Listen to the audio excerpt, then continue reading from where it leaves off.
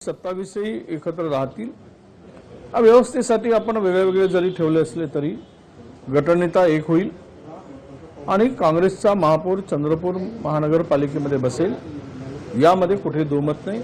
आणि तेवढं संख्याबळ आमच्याकडे आहे आणि कोण काही म्हणू देत। काल काही सुधीर मुनगंटीवारांनी काही स्टेटमेंट केलं की काँग्रेसचा एक गट वगैरे, हे सगळी अफवा आहे आणि तो एक मतदारामध्ये संभ्रम निर्माण करणारी गोष्ट आहे। त्यामुळे मला त्यामध्ये नगरसेवक पूर्णतः सुरक्षित आहेत, सर्व आमच्याकडेच आहेत। ते मग खासदारांच्याकडून सुद्धा की आमदारांच्याकडून असं आम्ही काँग्रेसचे आहोत, आम्ही एकत्र येऊ, गटनेता तयार करताना एकत्र येऊ आणि सत्ता स्थापन करतानाही आम्ही एकत्रच राहणार आहोत।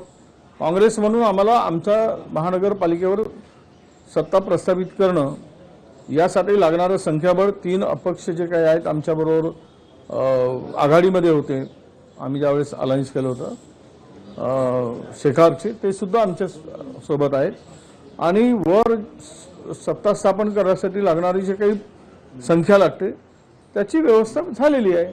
वेगवेगळे राहत असल्यामुळे कुठंतरी शंका अनेकांनी उपस्थित केला। नाही, शंका उपस्थित कोणाला काय करायचं ते करू देत।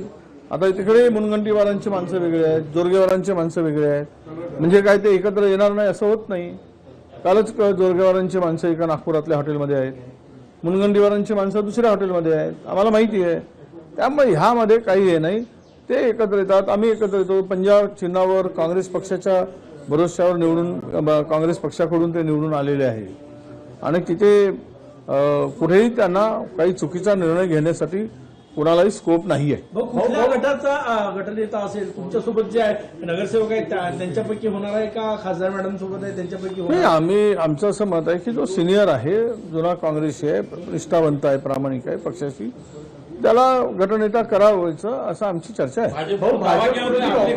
त्यांच्या संपर्कामध्ये असलं त्याचं उत्तर मी दिलं आहे, भाजपचे नाही, उलट भाजपचेच नगरसेवक आमच्या संपर्कात आहे। त्यामुळे आमचे नगरसेवक त्यांच्या संपर्कात राहण्याचा प्रश्नच नाही दूरपर्यंत। हे काहीतरी हवेवर तीर मारण्याचा प्रकार आहे तो। लोटस ऑपरेशन राबवत अशी तुम्हाला भीती आहे का? तुम्ही नगरसेवक दूर नाही, त्यांनी पण ठेवलं आहे, त्यांना मग पंजाब ऑपरेशन वापरला चाललंय असं होईल का? त्यांचे पण नगरसेवक बाहेर आहेत, शिंदे साहेबांचे नगरसेवक बाहेर आहेत, उद्या भाजपचे नगरसेवक बाहेर जातील।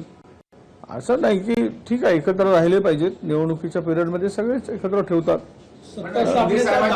शिंदे साहेबांचे सगळे नगरसेवक एकत्र वावरत आहेत, एकत्र दिसत आहे, जेव्हा की चंद्रपूर मधलं चित्र वेगळं दिसत आहे आणि त्यामुळे एक वेगळा संदेश चालला। जाऊ दे ना, हा संदेश निवडणूक होईपर्यंतच राहील ना, निवडणूक झाल्यानंतर संदेश संपेल। त्यामुळे आम्हाला माहिती आहे की एकत्रितपणे राहून आपल्याला या निवडणुकीमध्ये काँग्रेसला सत्ता मिळवायची आहे आणि जनतेने तिथल्या काँग्रेसला हातात सत्ता देण्यासाठी आमच्याकडे त्यांनी मतदान केलेलं आहे। महानगरपालिकेच्या निवडणुका संपल्या आहेत पण लाडक्या बहिणींना हप्ते मिळाले नाही, अमरावती वर्ध्यामध्ये आक्रोश आहे। नाही, ते आता निवडणुकीच्या तोंडावर जुळवाजुळव करायचा प्रयत्न केला। 14 तारखेला 15ला निवडणूक आहे, 14 तारखेला त्यांच्या अकाउंटमध्ये पैसे घालून पुन्हा मतं मिळवण्याचा केविलवाणा प्रयत्न सत्ताधाऱ्यांनी केला महायुतीने, परंतु त्यामध्ये ते पैसे नसल्यामुळे काही कमी पडल्यामुळे सफल झाले नाही। आता पुन्हा पुढच्या निवडणुकीची वाट पाहावी लागेल असं मला वाटतं। मुंबईमध्ये शिंदेचा स्ट्राईक रेट राहिला नाही अशी चर्चा भाजपच्या गोटात आहे। जास्त जागा घेऊनही कमी जागांवर शिंदेचे नगरसेवक निवडून आले। एक गट दिल्लीमध्ये अशी तक्रार करणार आहे की भाजपने जास्त जागा लढल्या असत्या तर बहुमताचा आकडा भाजपनं स्वतः गाठला। या जर तरच्या गोष्टी आहेत।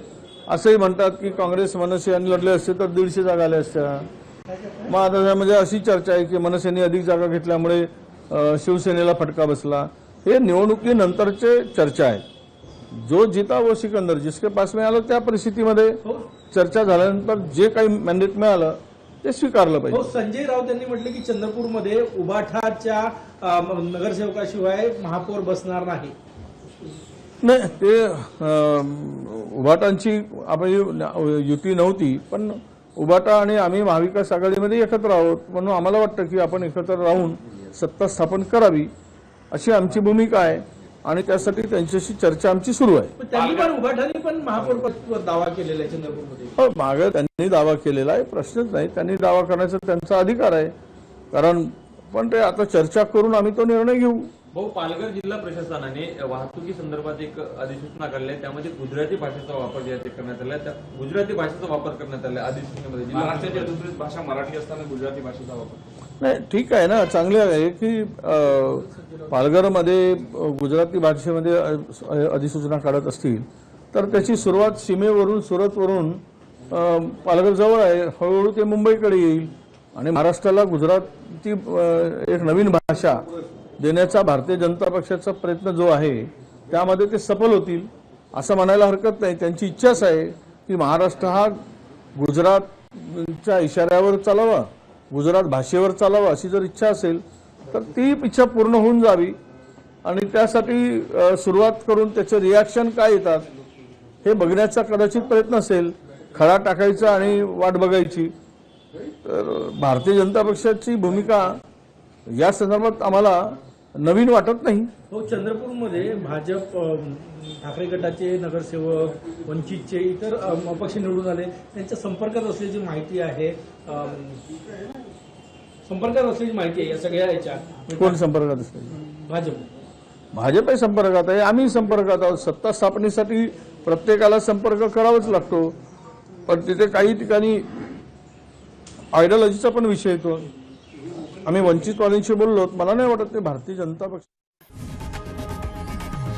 लोकशाही मराठी ऐका, पहा, जागरूक रहा.